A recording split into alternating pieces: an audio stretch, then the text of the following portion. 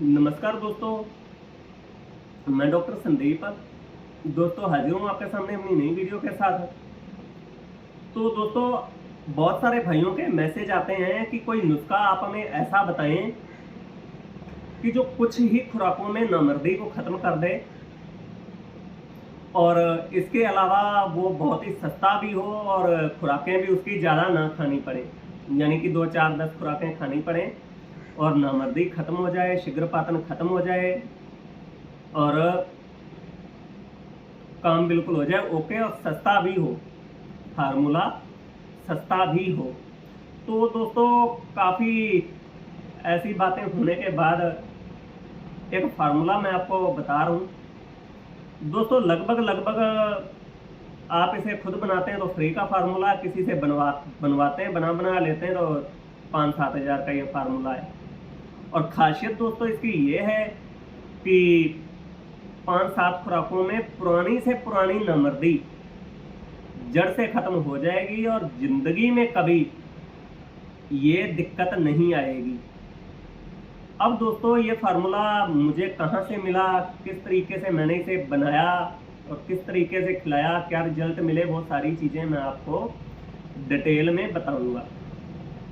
अब दोस्तों, हुआ ये कि एक बुजुर्ग से मेरी मुलाकात हुई तो ऐसे ही बातें होने लग गई, दवाइयों के बारे में चर्चा होने लग गई।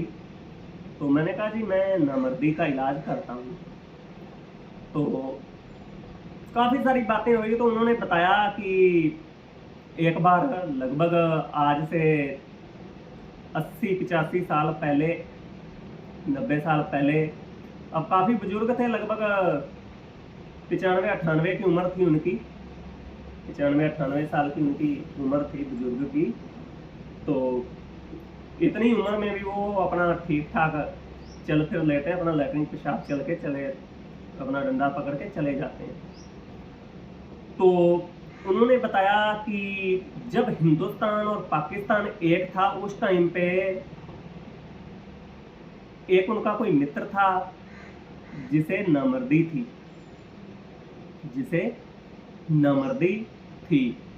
अब काफ़ी इलाज करवाने के बाद उनकी समस्या सॉल्व नहीं हुई तो वो एक वैद्य के पास गए।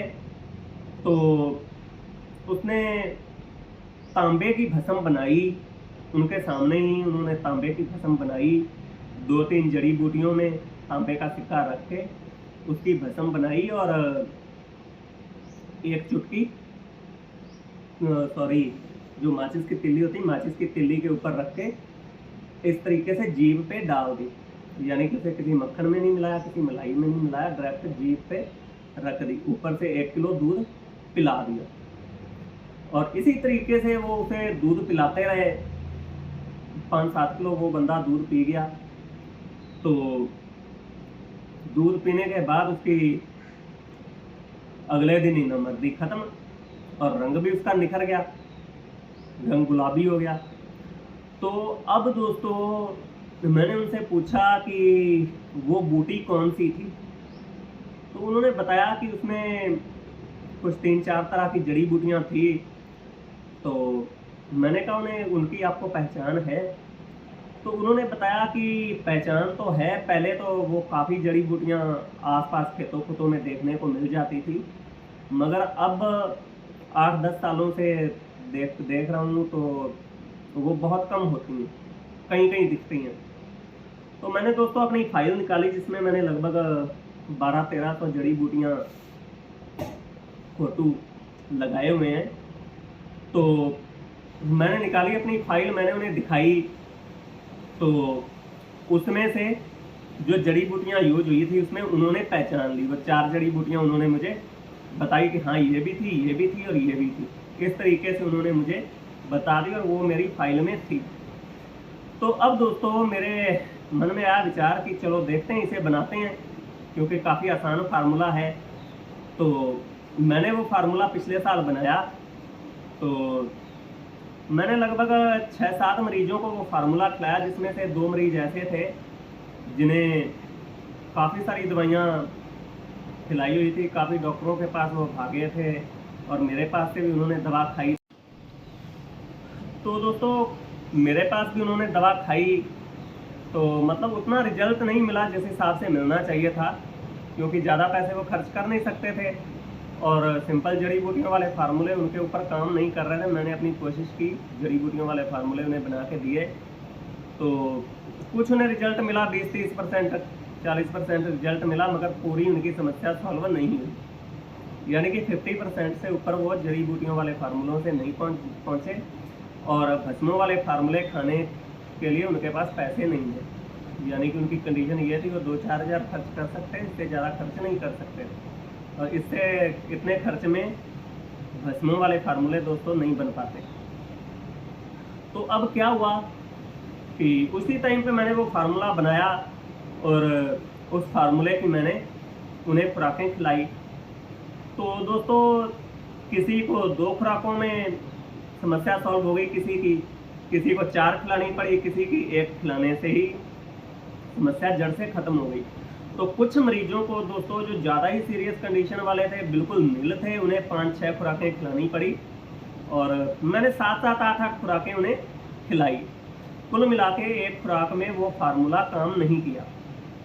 अब दोस्तों निष्कर्ष ये निकला, हैरानगी ये हुई कि पहले जो खुराक उन्होंने एक ही खिलाई थी वैद्य जी ने, उस बुजुर्ग ने, तो उनकी 1 खुराक से नामर्दी खत्म हो गई थी। अब मैंने खुराकें खिलाई 3, 4, 5, तो 5 खुराकों से नामर्दी खत्म हुई। तो ये इतनी ज़्यादा मुझे कहाँ 1 और कहाँ 5, यानी कि कहाँ 1 और कहाँ 500, यहाँ भी आप सोच लें, 1 और 5 में ज़्यादा अंतर नहीं लग रहा, मगर कहाँ 100 और कहाँ 500, तो इस तरीके से अंतर पड़ता है। तो मुझे 5 खुराकें क्यों खिलानी पड़ी, इसका निष्कर्ष दोस्तों ये निकला कि आजकल का टाइम ये है कि खेतों में स्प्रे बहुत ज़्यादा हो रही है, फसलों को स्प्रे बहुत ज़्यादा हो रही है, तो जड़ी बूटियों में भी वो गुणवत्ता नहीं रही जो पहले होती थी। और दोस्तों कभी भी आपको कोई भस्म बनानी हो तो इस चीज़ का ध्यान रखें कि सड़क के आसपास जो सड़कों के किनारे जड़ी बूटियाँ होती हैं या जंगलों में जड़ी बूटियाँ होती हैं या कहीं ऐसी जगह पे जड़ी बूटियाँ होती हैं जहाँ पे खाद स्प्रे ना डलती हो, तो उस जगह की जड़ी बूटियाँ लेके ही भस्में बनाएं। इसी वजह से जो मैं जड़ी बूटियाँ मैंने ली उनमें खाद स्प्रे हो रखी थी, तो उस खेत में खाद स्प्रे डलती थी, तो इस वजह से उन जड़ी बूटियों की गुणवत्ता कम हो गई। इस वजह से वो 5 खुराकें खिलानी पड़ी, नहीं तो 1 ही खुराक में नामर्दी खत्म हो जानी थी। अब दोस्तों ये है तांबे के ये छोटे सिक्के हैं, देखें आप ये। तो आपको क्या करना है कि इसी तरीके के तांबे के आपको सिक्के ले लेने हैं। ये जितना मोटा ये है, इतने मोटे, ज़्यादा मोटे सिक्के नहीं लेने। अगर ज़्यादा मोटे सिक्के हैं इस तरीके के अगर आपके पास सिक्के हैं तो इन्हें कूट के पहले थोड़ा सा बारीक कर लें।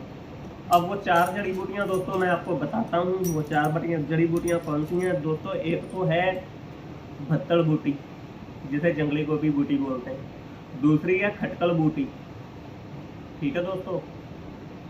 भत्तड़ बूटी, खटकल बूटी और भांगरा और थूबर, ये सारी चीज़ें आप बराबर मात्रा में ले लें। इन्हें कूट के इनका लुगदा बना लें। खटकल बूटी, भत्तल बूटी, भांगरा और अपना थूबर, ये चारों चीज़ें बराबर मात्रा में आप ले लें और उसका लुगदा बना लें। अगर आपको ये मान के चलो 100 ग्राम सिक्कों की भस्म बनानी है तो आपको लगभग ये चीज़ें 1-1 किलो लेनी होगी। 4 किलो आपको ये मिश्रण लेना होगा। और कोई मिट्टी का सकोरा ले लें, इतना बड़ा, जिस तरीके की ये थाली है इस तरीके के मिट्टी के मिल जाते हैं। उसमें लुगदा रखो, ऊपर सिक्के जमाओ, ऊपर एक और लुगदा रख के उसका ढक्कन ऊपर लगा दो। उसके ऊपर आप लोहे की तार लपेट दें या हल्की सी, उसके बाद गिलिक मत कर दें। ज़्यादा गिलिक मत करने की ज़रूरत नहीं है। तो अब दोस्तों इसे 15 किलो की आग देनी है, 15 किलो की आग देनी है। और इसी तरीके से दोस्तों आपको 10 आग देनी है, 10 आग, ठीक है दोस्तों। एक आग में भस्म बन जाए। भस्म तो दोस्तों एक आग में ही बन जाएगी। और उसे आप रगड़ के देख लें, अगर उसमें रगड़ के उसका पाउडर बना के नींबू के रस में आप डालें या आप दही में डालें, अगर वो नीला रंग दे तो फिर वो आपकी भस्म कच्ची है, और अगर नीला रंग नहीं देती तो आपकी भस्म पक्की है। मगर आप फुट्टे उसे 7 से 10 दे दें, 7 से 10 फुट आप दे देंगे तो आपको उसे देखने की ज़रूरत नहीं पड़ेगी। मैंने तो दोस्तों 3 आग में ही वो भस्म बना दी थी, 3 आग में ही बिल्कुल, मतलब सवाल ही पैदा नहीं होता था रंग का।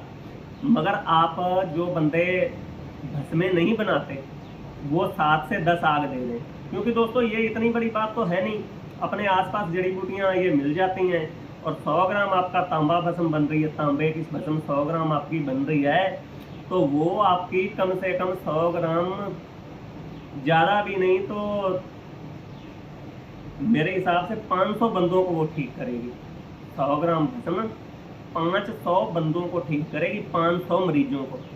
तो दोस्तों थोड़ी मेहनत ज़्यादा कर भी ली तो कोई वो बड़ी बात नहीं है, मेहनत से आप बिल्कुल ना कतराएं। अगर आपको भस्म में बनानी है, आयुर्वेद के बादशाह बनना है, हिकमत के बादशाह बनना है और इस तरीके के नुस्खे बनाने हैं, तो मेहनत से ना कतराएं। भस्म तो ये एक आग में ही हो जाती, मगर हल्का नीलापन उसमें रह जाता है, क्योंकि अपना अपना तजर्बा अलग है। तो आप 10 आग दे के ही ये भस्म बनाएं या 7 आग दे के बनाएं। उसके बाद इसे बढ़िया करके घोटें और एक माचिस की तिल्ली के ऊपर थोड़ी सी दवा लेके जीभ के ऊपर डाल दें और ऊपर से दूध पिला दें। एक दिन में दोस्तों 1 खुराक भी आप दे सकते हैं, 2 खुराकें भी दे सकते हैं, मरीज की कंडीशन के हिसाब से। तो 5 से 7 खुराकें मरीज के अंदर जब चली जाएंगी तो मरीज के अंदर मर्दाना ताकत इतनी आ जाएगी कि कई बार वो सेक्स करेगा। एक रात में 5-5, 7-7 बार बंदा सेक्स करेगा। और दोस्तों इसकी खासियत एक ये है कि ये 1 से 1.5 इंच लिंग के साइज को भी बढ़ा देती है। ये दवा दोस्तों खाने के बाद आपका पेनिस 1 से 1.5 इंच बढ़ जाएगा, क्योंकि दोस्तों आपके पेनिस में जो ब्लड सर्कुलेशन होगा, जो ब्लड आपके पेनिस में आएगा वो फुल पावर के साथ आएगा, फुल प्रेशर के साथ। और जिस तरीके से प्रेशर पड़ेगा उसी तरीके से लिंग की मोटाई भी बढ़ेगी दोस्तों और लंबाई भी बढ़ेगी 1 से 1.5 इंच तक। दोस्तों जितने भी मरीजों को मैंने ये पीछे फार्मूला, ये नुस्खा खिलाया था, तो 1 से 1.5 इंच तक उनका साइज बढ़ा था। तो दोस्तों ये फार्मूला मैंने आपको वो फार्मूला बता दिया है कि जो लाखों करोड़ों रुपए खर्च करने के बाद भी इस तरीके का फार्मूला नहीं मिलेगा। अब दोस्तों इसे बताने का कारण भी ये है कि इंसान की ज़िंदगी का कोई पता नहीं कब क्या हो जाए, ठीक है। तो ये दोस्तों वो चीज़ है कि अगर ये चीज़ अब दुनिया में फैल जाएगी, अब मैंने ये वीडियो बनाई है, लाखों लोग इसे देखेंगे इस वीडियो को, और सारी ज़िंदगी ये वीडियो यूट्यूब के ऊपर चलती रहेगी, तो लोगों को बहुत ज़्यादा इससे सहूलियत मिलेगी, बहुत ज़्यादा इससे बेनिफिट मिलेगा।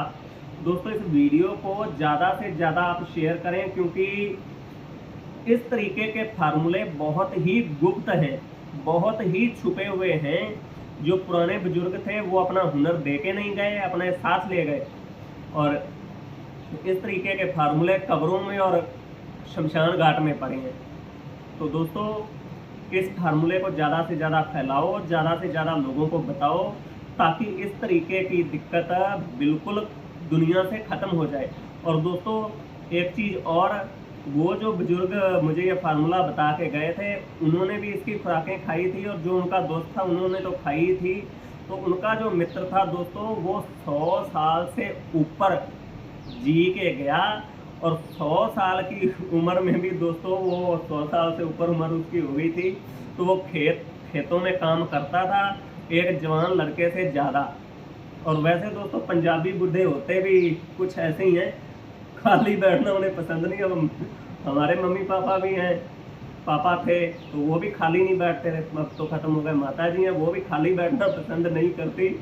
तो कुछ ये कारण है, और कुछ फिर उनके शरीर में ताकत इतनी आ गई थी उस नुस्खे को खाने के बाद, तो खेत में वो एक जवान बंदे से ज़्यादा काम करते थे, और खेत में ही उन्हें सांप ने काटा तो उनकी डेथ हो गई, नहीं तो वो कम से कम 20 साल उन्होंने और जीना